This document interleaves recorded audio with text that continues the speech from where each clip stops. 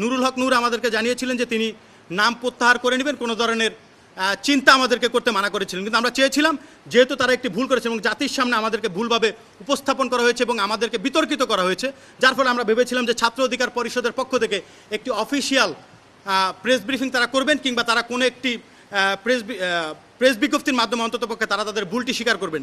কিন্তু আমরা প্রায় 3 দিন হতে চললো এ ধরনের কোনো সুস্পষ্ট ব্যাখ্যা তাদের কাছ থেকে পাইনি বলে আমরা মনে করেছি যে এটি জাতির সামনে খোলাসা করা দরকার, স্পষ্ট করা দরকার।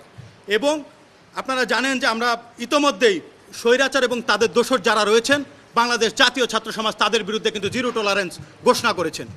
এবং যারা দোসর হিসেবে মূলত জুলাই গণ অভ্যুত্থানে যারা সরাসরি হামলার সাথে জড়িত, যারা বিভিন্ন ঘটনার সাথে জড়িত, বিশেষ করে আপনারা জানেন যে গণ অভ্যুত্থানে অসংখ্য সাংবাদিক ভাইদের উপরও হামলা হয়েছে এবং অনেকে মারাও গিয়েছেন, শহীদ হয়েছেন, তাদের প্রতি আমরা দুঃখ প্রকাশ করি। সুতরাং আমরা মূলত স্বৈরাচার এবং তাদের দোসরদের ব্যাপারে আমাদের জিরো টলারেন্স রীতি ইতোমধ্যে রয়েছে এবং আমরা ইতোমধ্যে বলেছি, আমি এবং আমার নেতা ব্যারিস্টার আমদালিব রহমান পার্থ ভাই আমরা বলেছি যে এই যে স্বৈরাচার সরকার এবং তাদের দোসররা কেউই বাংলাদেশের মাটিতে রাজনীতি করার অধিকার রাখেন না।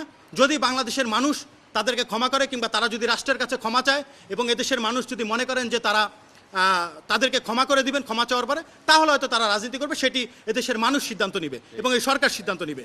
18 সাল পরবর্তী সময় থেকে আমরা একসাথে রাজপথে সংগ্রাম করেছি, আন্দোলন করেছি, বিভিন্ন ভাইয়ের সাথে আমাদের ব্যক্তিগত অনেক ভালো সুসম্পর্ক রয়েছে।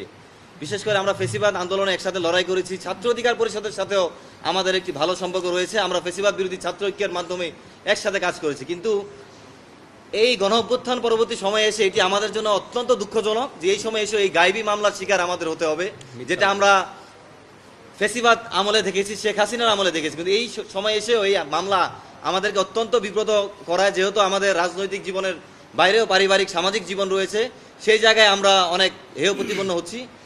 আমি বিশ্বাস করি আজকের আমাদের এই সংবাদ সম্মেলনের পরে গণ অধিকার পরিষদ এবং ছাত্র অধিকার পরিষদ, যদি তারা এটা কোনো ভুল হয়ে থাকে, তাদের কোনো ভুলের প্রেক্ষিতে এটা করে থাকে, তারা তাদের ভুল সংশোধন করে নেবেন এবং জাতির সম্মুখে সেই ব্যাখ্যা তুলে ধরবেন যে আসলে তাদের ভুল হয়েছে কিনা।